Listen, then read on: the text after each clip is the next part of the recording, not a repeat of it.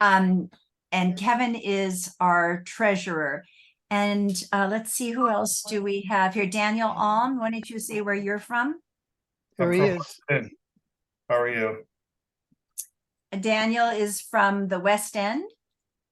And you want to just locate that area for people who may not know?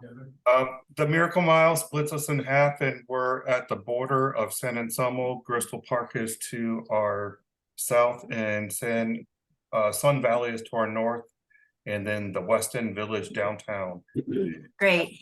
And Daniel takes notes for us. He's our scribe. Greg Brockbank, why don't you mention where your neighborhood and association is? I'm from the Dominican neighborhood. Everybody knows where Dominican is, I think, between downtown and Fellow Hill, and on the other side of the freeway from Lincoln Center, Fellow Hill. Thank you. Sarah, go ahead and mute yourself, or else turn off the sound. Maybe I'll mute you. Okay, so who else? Kate Powers, why don't you mention where your neighborhood is? I'm Kate Powers, and I'm with the Terra Linda Neighborhood Association, and we're up on the north side of San Rafael, near Freitas Parkway, on either side of that major road. Good. And Joy Phoenix, I see you're here by phone. You want to mention where your neighborhood is? You're muted. I don't know if you can do that. Joy lives in the Loch Lomond neighborhood, which is in along the bay there in the Point San Pedro area. And I'm just going to mention that Bonnie Marmer, why don't you wave and say a word or two about your organization? Yes, thank you, Amy. My name is Bonnie Marmer. I'm co-president of Point San Pedro Road Coalition, and we are happy to be co-sponsoring this event tonight with Assembly Member Damon Connolly, who I see has joined us, and I want to wave and say hi. We'll get to him soon. I don't want to take too much time. I just want to tell anybody who is unfamiliar with Point San Pedro Road Coalition a little bit about who we are. We are a nonprofit, and we work together with neighborhood associations on the Point San Pedro Road corridor. That's the area from Montecito Shopping Center out past the quarry towards China Camp. Lots of different neighborhood associations in our area. We have several different committees, and we work on things like our wetlands, our roadway, disaster preparedness in our area. And we have a fabulous website where you can learn all about us. And it just so happens our webmaster is here. That's Alan Shavitz. Hi, Alan. We also have somebody on our board. Alan is also one of the directors of the Point San Pedro Road Coalition, but so is Kevin Haggerty, who wears lots of hats around here. So he's already been introduced, but he serves coincidentally as the treasurer of the Point San Pedro Road Coalition. And so he's here in both capacities tonight for representing our organization as well as yours. So all the information you could possibly want about our organization is on our website, so I won't take any more time. That's okay. Thanks so much, Bonnie. I'm actually going to click on the link in just a second. Damon, thank you so much for making time out of my pleasure. Very, very busy schedule. You know this, and those of us who are here tonight also know this, that we're stronger together. And the coalition and the federation have joined forces, I want to say many times already, but a number of times, especially with candidate forums and issues that we have in common. So this meeting is being recorded, and Damon, you probably have like about an hour at best, right? Yeah, okay. An hour sounds good if that works perfect. Okay. There's a lot of stuff going on. I mean, theoretically, I'm heading to the city afterwards, but yeah. Oh, good luck. That can wait. I mean, I missed the press conference with Biden and Xi. There's a lot of stuff happening in the world. So we're grateful that you're spending time with us. At this point in time, I'm going to share my screen. I'm just going to start up. Damon, do you need to be a co-host? Do you have slides? You're just going to talk? I'm going to just talk if Cool. that works for everyone. Cool. Yeah. That's perfectly fine. I'm just going to share my screen. And so if you see my messy desktop, understand that a messy desktop is a sign of a brilliant mind. No, just kidding. It's not. I wouldn't go there. But we welcome you. We welcome you to our evening program. And we know that we're all very, very, very fortunate to live in this beautiful place in the world with, with wonderful representatives and concerned citizens. So today we have a legislative update with Assembly Member Damon Connolly, who, as you know, also served on the Board of Supervisors and on the City Council, and I think on the school board. So he's been doing a lot of serving. And just to mention that both the Point San Pedro Road Coalition and the Federation would like you to become active in their groups. This is our website. And we have lots of information here as well. We record all of our old meetings, right? And the coalition, as Bonnie mentioned, it has a wonderful website as well. And I just thought I'd say that, hold on, stopping share here, is that our steering committee, and I'm guessing that Bonnie's steering committee, Bonnie and Lisa's steering committee, we are the busiest people, each and every one of us in the city, as far as I'm concerned. Most of us lead our own groups in addition to being on the steering committee. And so this is just a shout out to everybody who's here, because I know you have 10,000 other things you need to be doing, and newsletters you have to get out, and meetings you have to attend. With that, I'm going to just turn the microphone over to Damon Connolly and ask for, as we're figuring 20 minutes legislative update. Bonnie already has some questions that she's going to, she and Richard might share this task, ask you, and this will be recorded for those who could not attend tonight. So go ahead, Damon, and I have to spotlight you, right? Oh gosh. No, I'm good, Amy. Yeah. Okay, there you go. Gallery actually view works fine. You are with me. spotlighted. You are spotlighted. Hey, good evening, everyone. Yeah, no, licking around the horn, so to speak. It's amazing just the relationships I've had with virtually all of you over the years, and throughout time, the work we've been doing together. It's been quite a while now that we're thinking about it. But it was about a year ago that we had the election, and right before that, a great candidate forum, which the Federation did. And I've got to say, it's been a great year. I'm going to give you a little bit of an overview of my first session, which ended September 15th. And thereafter, the governor signed and vetoed legislation.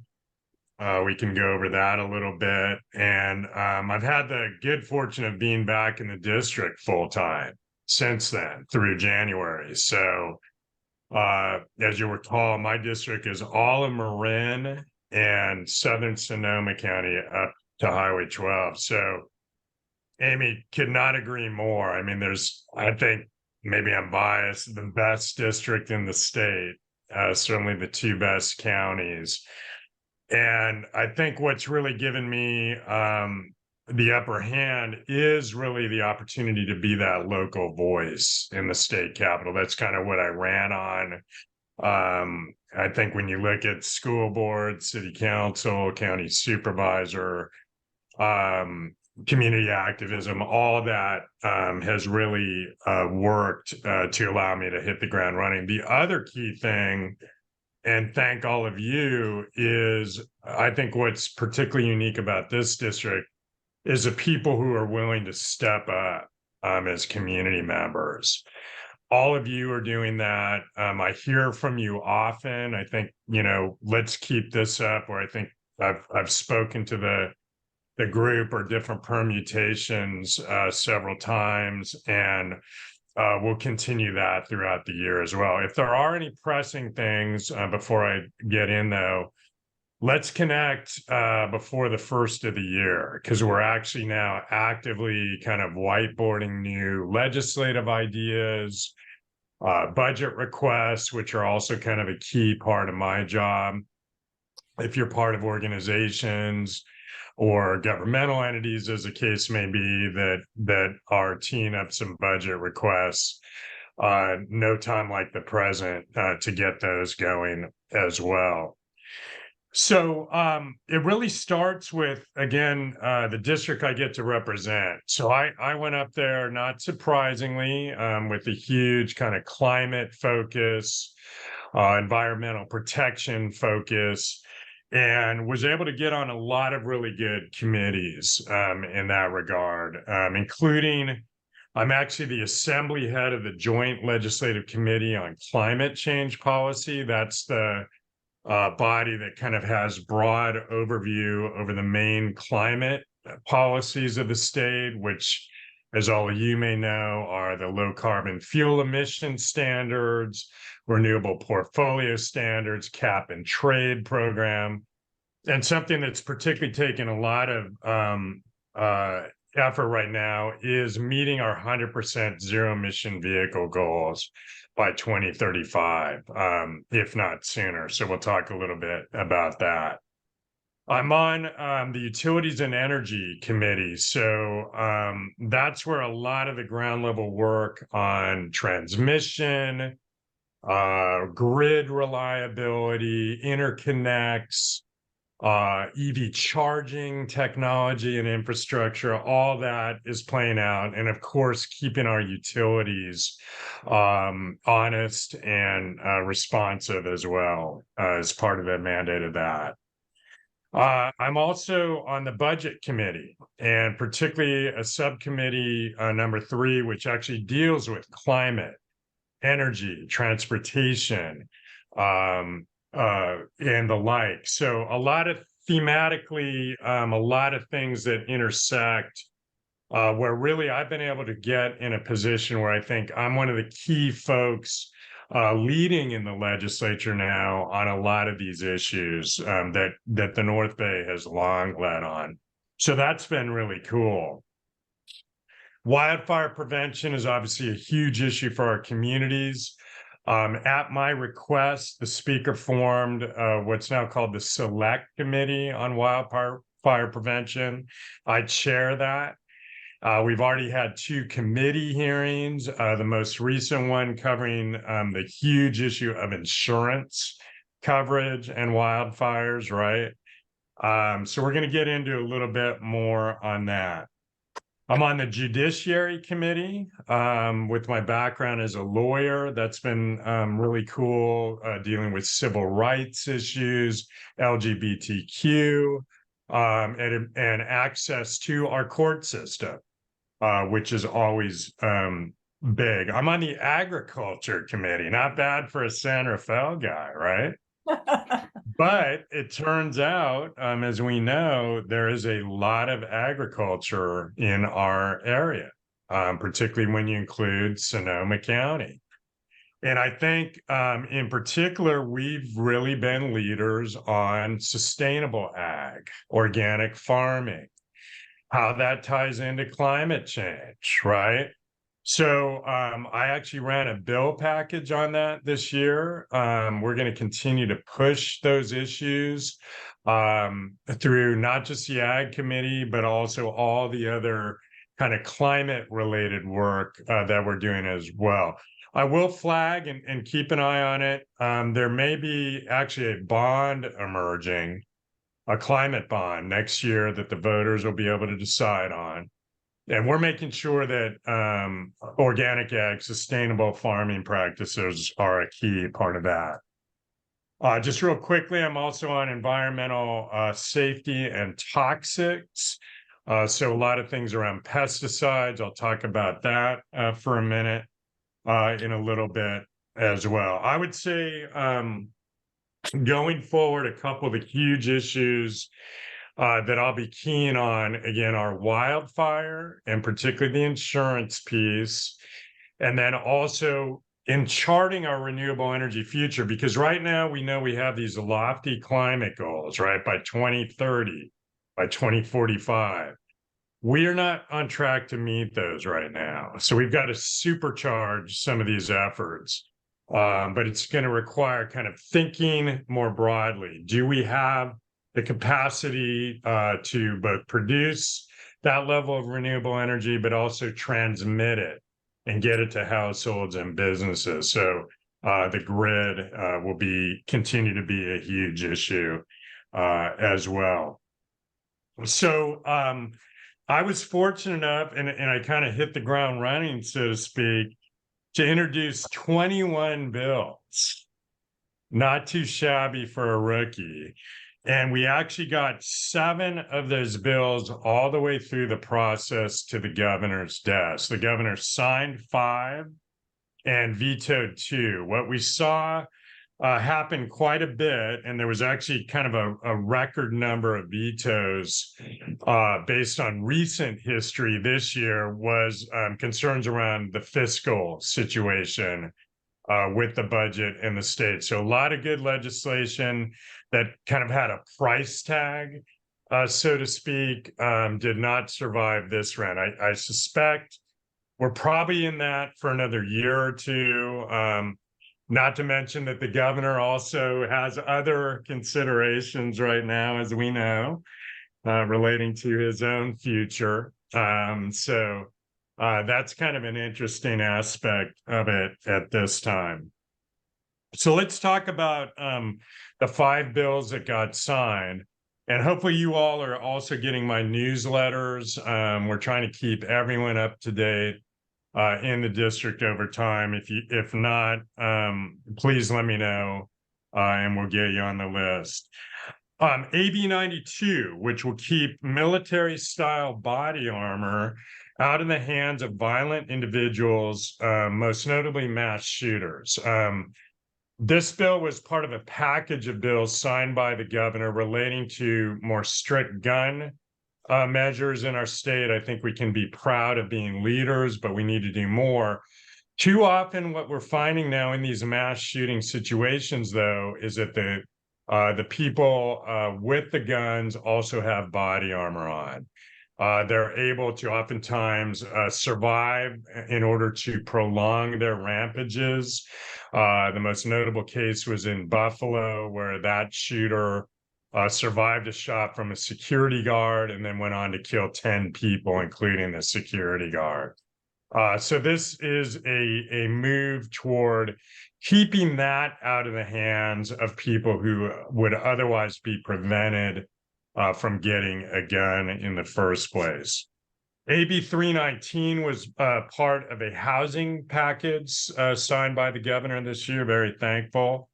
And it actually strengthens the conflict of interest policies for inspectors of mobile home parks. Believe it or not, right now, these inspectors are actually hired through the State Housing and Community Development Agency. Many of the inspectors actually have a financial interest in the mobile home parks they're inspecting. What could be wrong with that, right?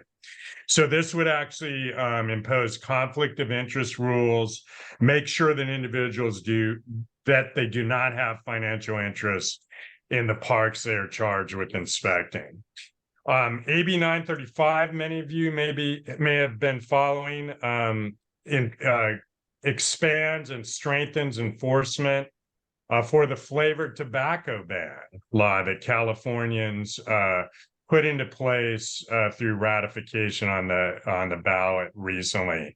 We're seeing too often retailers are not enforcing it, or there's confusion, or state agencies are not adequately in a place right now where they understand enforcement. So this tightens it up. I will say that this started as a broader initiative. There's a movement afoot now, and we've seen it in New Zealand, in the Netherlands, and some other places. It's called a generational ban on tobacco. So it's aimed at curtailing youth tobacco use. And it basically says, like, if you're born on or after 2007, by the time you're legal, you would not be able to buy cigarettes, like 18 years hence. We all could, but starting with that generation, you would not be able to. That was my original bill.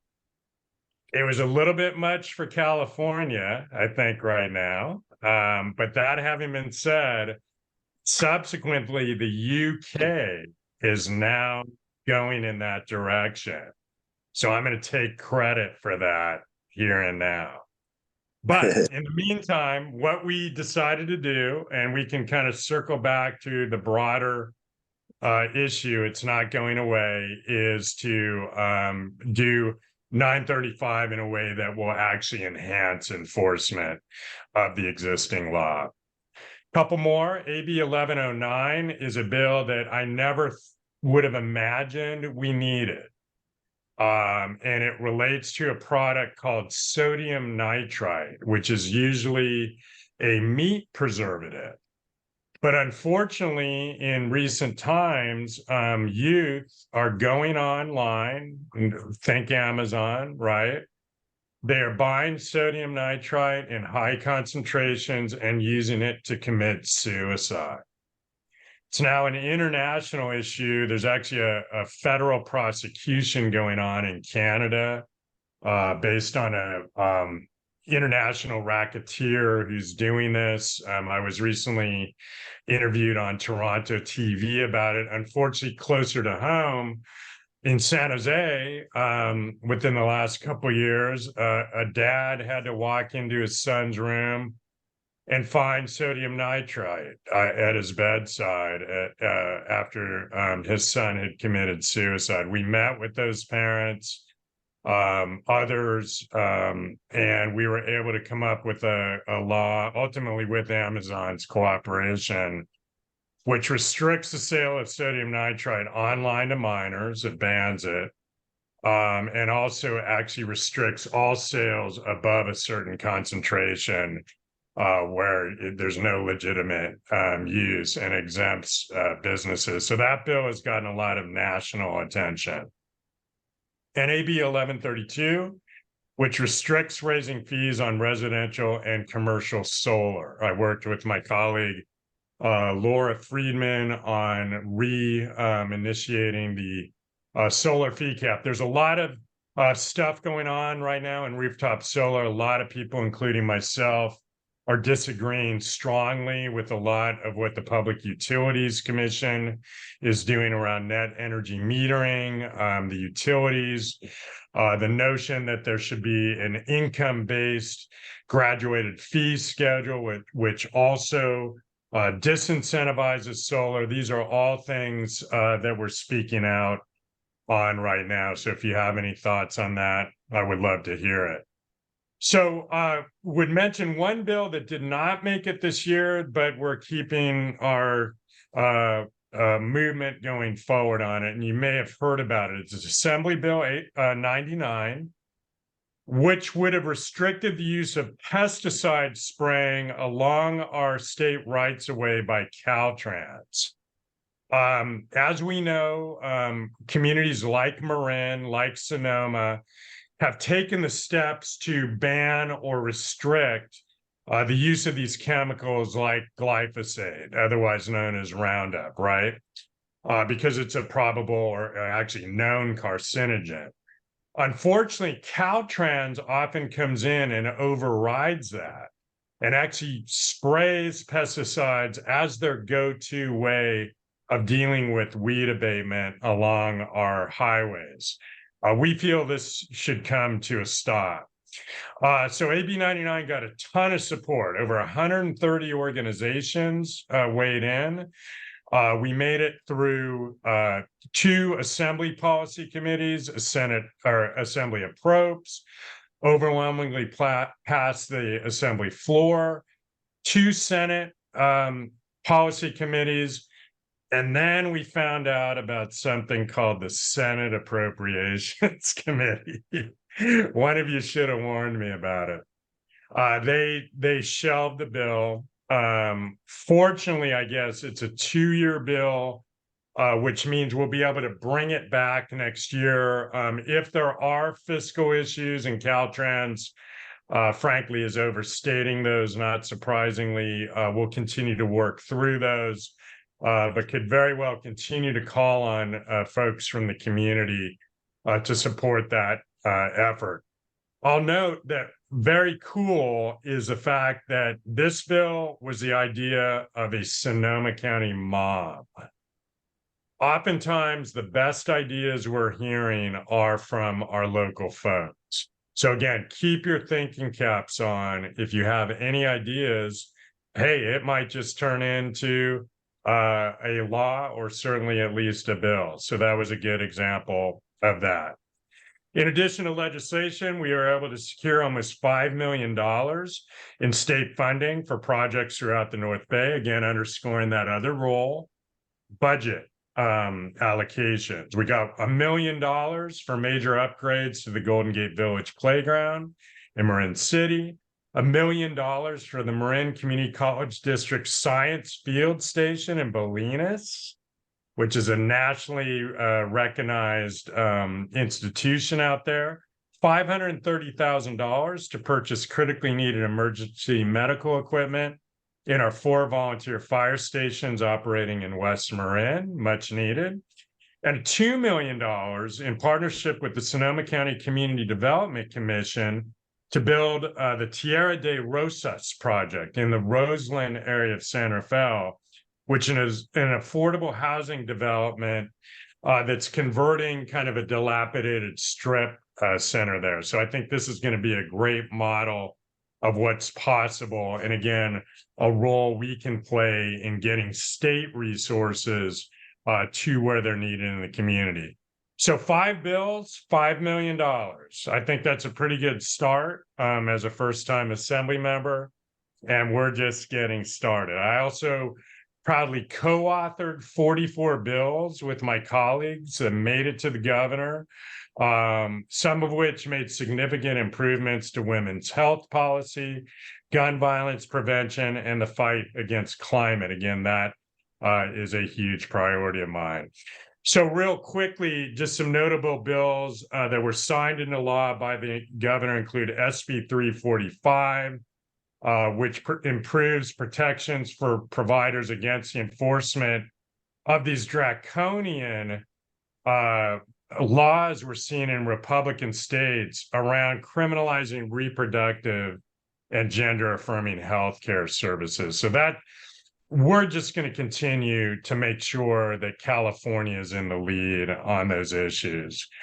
AB 28, which creates a new 11% excise tax on firearms and ammunition, and that will generate $160 million annually to fund school safety and violence prevention programs. That was actually signed into law by the governor. And we helped pass SB 704, which will make it harder for oil and gas drilling operations to be built along our coastline. Something, we're 100% behind, and it makes perfect sense. I'll tell you, one of the things I've seen being in the legislature, this kind of legislation is not a given. Even though we're by far a Democratic state, we have beyond a supermajority now in the legislature. Oil money still talks in the halls of the Capitol. There's a lot of my Democratic colleagues who openly take oil money. They stay off these bills and the like. So let's keep it up. I think, again, our district, the value we bring is we're clear cut on wanting to uphold these values and lead on these values as well. So overall, I'm very proud of the work we've accomplished during the first year, now that I'm a grizzled veteran, right? So moving forward, we're laser focused on the issues most important to our community. I told you I would circle back briefly to wildfires and home insurance. And in this select committee on wildfire prevention that I chair, we've had 2 really good committee hearings. One at Sonoma State, which is in my district, and the second, which was jointly with the insurance committee and focused on the insurance issue, was at Santa Rosa City Hall, where we hosted our first joint hearing. So we're seeing changes. I Undoubtedly, what we will likely face are going to be higher rates as modeling changes with the effects of climate change, as insurance companies incorporate reinsurance rates into the bills that we pay. And we also absolutely know that we need to move more people off the FAIR plan, which is kind of the insurance program of last resort in our state for wildfires. It's oversubscribed. The coverage is not that great. It's really highly priced. What I would like to see, because you may have recently heard Ricardo Lara announce some changes, Governor Newsom. I'd like to make sure that our consumers are protected beyond just the notion that if we don't make changes, these companies are going to leave. Okay. There is that fear going on. But to me, if you are a resident, you're doing all the things that we're asking you to do to harden your own home, to manage your vegetation, to join your Firewise group in your own communities. And Marin is like the most of those nationwide. Hats off to our communities. You should not be being kicked off your insurance policy. So I want to explore either legislative or regulatory mechanisms to make sure as we make these changes and rates go up, that consumers actually have some protection and that there are actually incentives for everyone to be doing the right things that we need to be doing on the home and kind of community level. So I know that's an issue of extreme importance, I think, to all the neighborhoods I see on the screen right now. So we'll keep that work up as well. So that work will continue. And just really to conclude, and I look forward to the questions you may have. I want you to know, of course, I think I've always prided myself on this. My door is always open. We have a great team here in the district. My office in the Civic Center on the 4th floor now, moved one floor up. We have an office in Santa Rosa, and then we have a great Capitol staff as well. And again, I'll be back up there starting in January, generally up there about 4 days a week. But even at that, we want to hear from you. We want to know what's going on in the wonderful neighborhoods that make up this federation. So with that, thank you again. And I look forward to hearing some of your questions and thoughts. Awesome, Damon. Just I'm going to keep the spotlight on you. Gregory, if you could post Damon's email, that would be awesome. And maybe his office phone number. Meanwhile, we have Bonnie Marmer, who has at least 4 questions already. Oh, yeah. Well, there's I have a whole list here and several in the chat. So, good. So I'm going to turn it over to Bonnie from the Point San Pedro Road Coalition to ask you questions. We're going to try to end this meeting at around 6:30, which is kind of a tight timeline, but Damon has to travel, and I think the rain may have started. I'm not sure. Yeah, so that gives us 25 minutes. That's a good chunk. I'll keep my answers brief, too. It looks like some good questions are coming in. Okay, yeah, there's more. Go ahead, Bonnie. Maybe Richard could read questions. I'll take turns with him. I'll read one, and Richard can read one from the chat, and then I'll read one. How's that? Okay, you start, Bonnie. Okay, so the first question is a local question, but I saw questions on Nextdoor too. There was a post about, if you have questions, and somebody posted, would somebody please ask about homelessness? And so I received an email also about homelessness, so I thought I'd kick off with that. Many of us have given up, this writer says, on the homeless situation in San Rafael. So people are pretty frustrated, as you know. So there is human defecation and drug paraphernalia along our ecologically sensitive San Rafael Creek, which leads right to the bay. Individuals can do nothing. The city can only do so much. Police, psychologists, gentle law enforcement, housing when it's available. The home, it persists. So can anything be done at the state level? This is such a sad and unhealthy situation. And what do you say to this difficult question? Yeah, no, and I hear you. I mean, I'm a San Rafael resident, and it's hard to kind of drive by Anderson Drive and the Mahone Creek these days and witness what's there. Frankly, we're not necessarily unique in that it's a statewide issue right now. It's not a new issue, but it seems like it's getting worse. I will say some silver lining, so to speak, in the budget this year was that homeless programs were one of the areas that were not cut. And I think from the governor on down, it's really perceived as the issue right now facing our communities. What I would say is we have to tackle the mental health crisis that too often goes along with homelessness. So on the housing front, continuing to provide permanent supportive housing. My understanding is San Rafael and the county are continuing to chip away at that. We also need interim housing solutions as well. We're moving the needle, but not in a way that is addressing these more visible situations. What we're seeing there, no surprises, is oftentimes also substance abuse and severe behavioral health issues. I'm a supporter of the governor's move toward the Care Court program.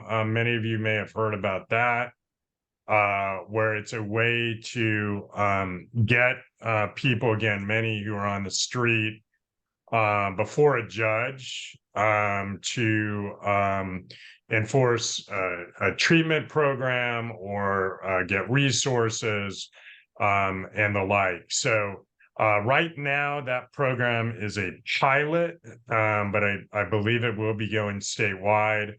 Concurrent with that, we voted to approve the governor's request to put a mental health related ballot measure on the ballot this upcoming year. So we'll all have an opportunity to weigh in on that. I will be supporting that. It's a little bit controversial in that it redirects some of the Mental Health Services Act funding. You'll recall Prop 99, the millionaire's tax, which funds that program, will now be explicitly enabled to provide money toward homelessness and housing solutions, as well as mental health. The fentanyl crisis is huge.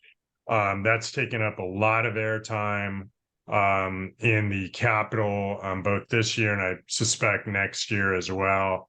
So I think we have to address all those aspects of the problem right now. So I don't have a magic bullet, but I know that we just have to keep addressing all of those issues with some tough love and the right combination of resources. So Thank any you. other ideas, welcome. Okay, not an easy question to lead off with. Hopefully, because we have so many, the others won't be so broad, and you can give a brief answer or. Okay, good. I'll shoot for Complex, that. I am sure. Richard, do you want to go with one in the chat? Yeah, hi Damon. Nice Hey. to have you here. Thanks for joining us. So utilities, PG&E. To decarbonize California, SB 410 pushes PG&E to expand its electric distribution system quickly. Do you believe that this law should be amended to also give neighborhoods affected by the expansion meaningful input into PG&E's infrastructure plans and require PG&E to try to avoid doing damage to community aesthetics and views as well as fire safety? And parenthetically, PG&E is heralding and marketing its aggressive plan to begin undergrounding lines. We have seen that for Marin County, the plan in the next I think 3 years is to underground 1 mile of lines in Marin County. So rather than undergrounding, they're putting in lots of poles, they're putting in taller poles, they're blocking views, and the neighborhoods feel that there is no way that they can provide input to what PG&E is planning and give their local comments. Yeah, I couldn't agree more. I mean, neighborhood input and involvement is crucial, and it's too often lacking in the case of PG&E.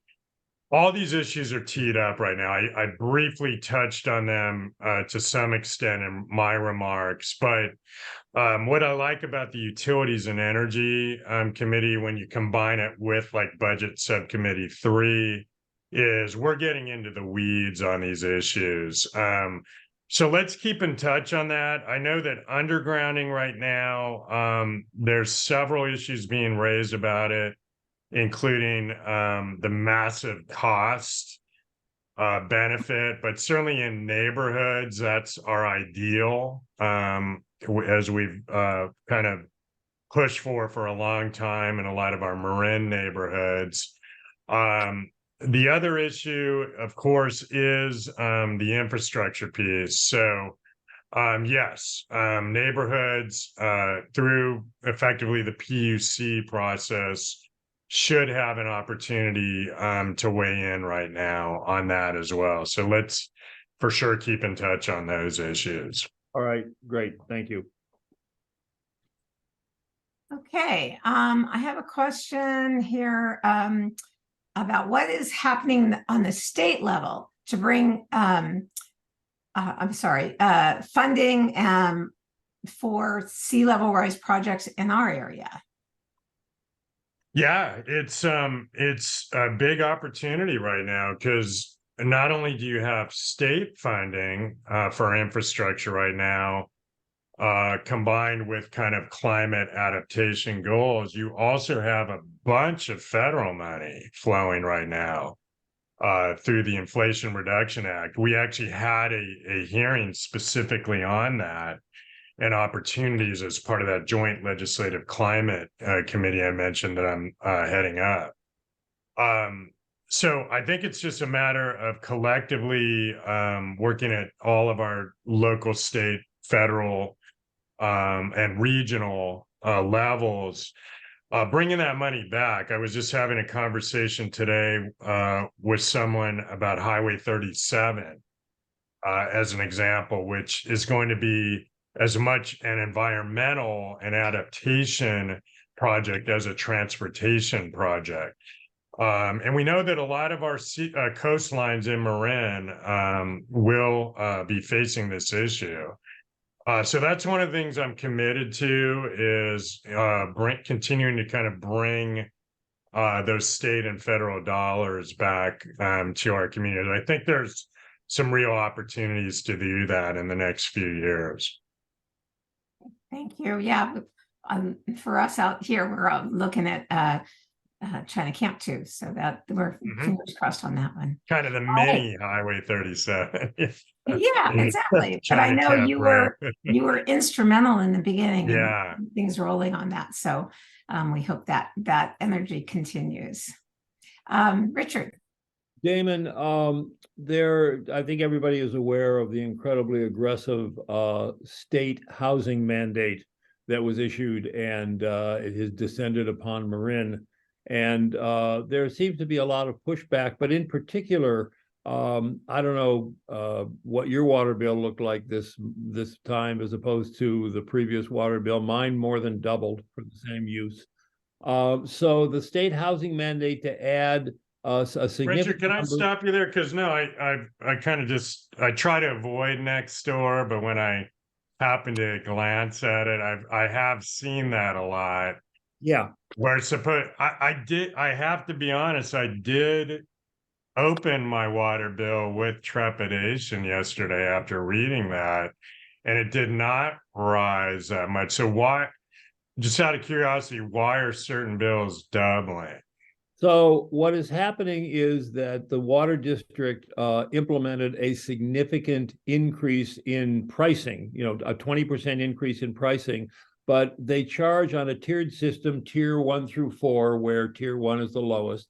Then you graduate to tier 2 and pay more, et cetera, et cetera.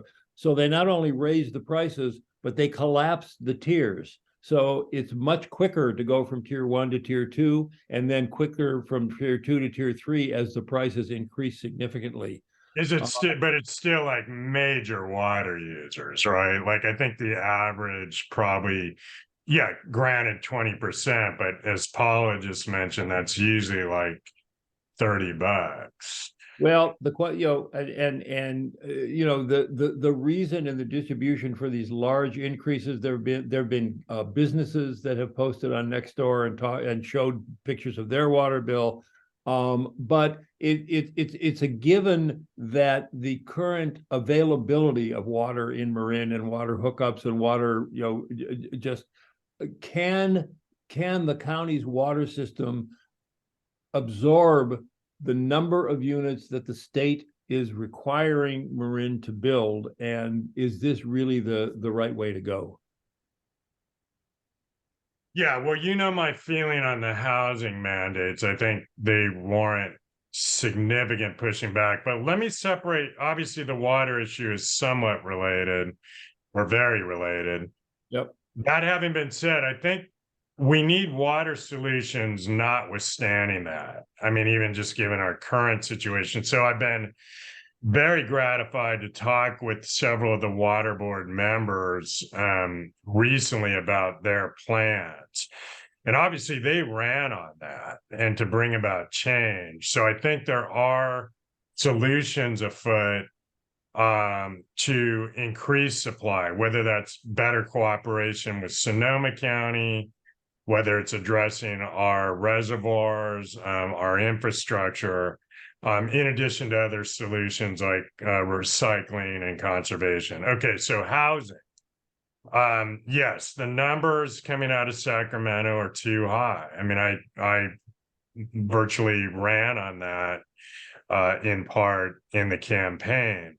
I stood up and voted against Scott Wiener's SB 423, which makes SB 35, and kind of that's the big framework for reduction of local control. Obviously outnumbered. That bill passed and was signed. But I thought it was important to stand up and be counted on that one. So I think where we're at is we need to continue at least to stand up for the interests of our communities, and that is having a positive message about housing solutions that do work, because there are many. Whether it's projects like the one I referenced, where we're taking vacant office buildings or dilapidated strip malls and converting that into affordable housing. We also have a situation that even with these numbers that the state are imposing on local communities, it doesn't actually result in much affordability. The market rate gets built, but then there are financing issues on the affordability side. So what I'm pushing for is a state can really have a meaningful impact by providing resources to help actually close the financial gap on some of these projects. There's some other creative solutions out there, like can we better utilize state land and enter public-private partnerships in that regard. But I hear you. I mean, basically, these numbers don't make sense to me. They raise issues around water, infrastructure, high fire issues, coastal issues. If you look at SB 423, it still permits building in all those areas. So that, to me, that doesn't really make sense either. So I'll continue, I guess, push back, but also look at legislative ways where maybe we can make the laws better or change them. But also, again, coupling it with an affirmative message around solutions that could make sense for communities as well. I'm just going to mention to our questioners that I think we have time for 2 more questions. So Bonnie 1 and Richard 1. Oh, okay. Thank you. All right. So a couple days ago, there was a New York Times article describing the fine particulate matter that is in air and as extremely dangerous when it percolates into human lungs. According to the article, the Biden administration's efforts to toughen air quality standards are being met with resistance from business. How is California, sorry about that, how is California addressing the impact of increased particulate from smoke due to climate change fueled wildfires and the impact of that increased particulate and the impact with particulate from industry and business? Yeah, that's a great question. I don't know that I have a specific answer at this time, but I could certainly look into that. I know that in general, again, we can pride ourselves in California on having the strictest air quality standards in the nation. If those need to be rounded out more with respect to that particular matter of particulate, because we've all been there and seen the air after these wildfires.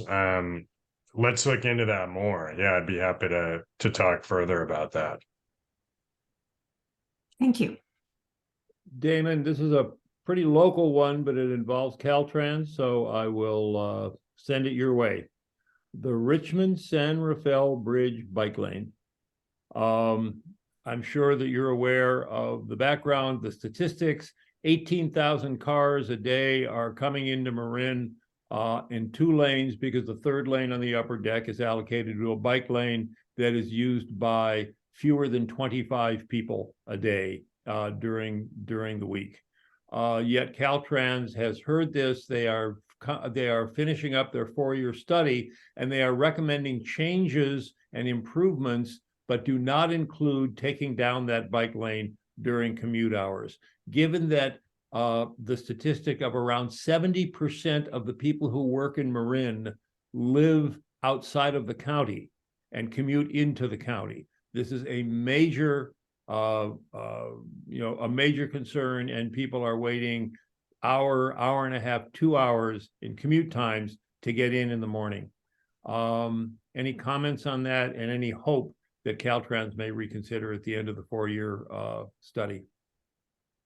Well, I would say, to put it mildly, I'm more than just aware. I've actually been leading the charge for like 4 or 5 years now on getting a good compromise there, because you've accurately stated the statistics, and I would say charitably, and you all know I'm a cyclist, but charitably speaking, it's a recreational asset. There's relatively more ridership on the weekends, but virtually no ridership during AM peak commute hours where the backup is occurring. We saw a great amount of success when we got a 3rd lane open on the lower deck heading eastbound, made a huge quality of life change. But in the meantime, on folks coming into the North Bay, I'm hearing virtually every day from teachers, healthcare workers, business owners, neighborhoods in Richmond who suffer from the backup and also the air pollution caused by it. So I am disappointed. We'll leave it at that with the approach by Caltrans and MTC so far. There is some low-hanging fruit that they're claiming will be implemented.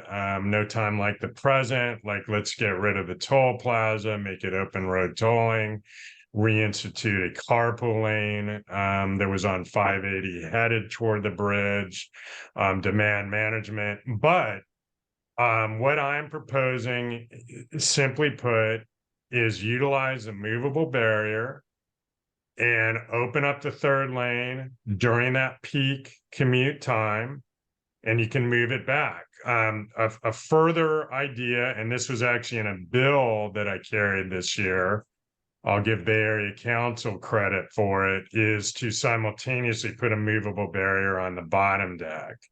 So theoretically, you could always have bike coverage and vehicular coverage during the relevant peak commute times. If I had to guess, public pressure will ultimately be listened to, because it's actually reaching a fevered pitch right now. Because the voices of folks stuck in the traffic for residents who are concerned about it has literally been ignored. I believe, and I guess we're on tape, but I'll say it anyway, there could be a move toward a pilot opening the third lane during the morning, and that it could be something akin to like an HOV lane or transit emphasizing lane, if you will, as a potential solution. I don't know when. I know that's actively being discussed right now. I'll continue to kind of work with the stakeholders on that, but I would just say keep the pressure up. Yep. That's how stuff gets done. Particularly these, I told you about Caltrans and AB 99. Caltrans is very hard to move, but you have to keep at it and not give up. So my bill was shelved. AB 1464, Richmond San Rafael Bridge bill was shelved this year, but the issue's still out there. And like I said, I'm hoping there could be some movement on a pilot program. Great. Thanks, Damon. Keep up the work on that one. Thanks. Thank you, Richard and Bonnie. Well, we've done it again. We've had a very, very interesting speaker, fabulous questions, good questioners, and just another example of why this community is really special. At this point in time, we're going to release Damon so he can hit the road, baby. Thank you so much, guys. And hey, if someone, I just kind of grabbed a little bit of the chat, just shoot me an email if you're not otherwise able to link or sign up, and I'll make sure you get on the newsletter list. Damon@DamonConnolly.com. Those come out every month, and they've been well received. We'll continue to keep you posted. Thank you so much, Amy. You're welcome. And thank you everyone for showing up. This will be on our website soon. Take care, everyone. Have a good evening. Thank care, you. everyone. Bye. Bye.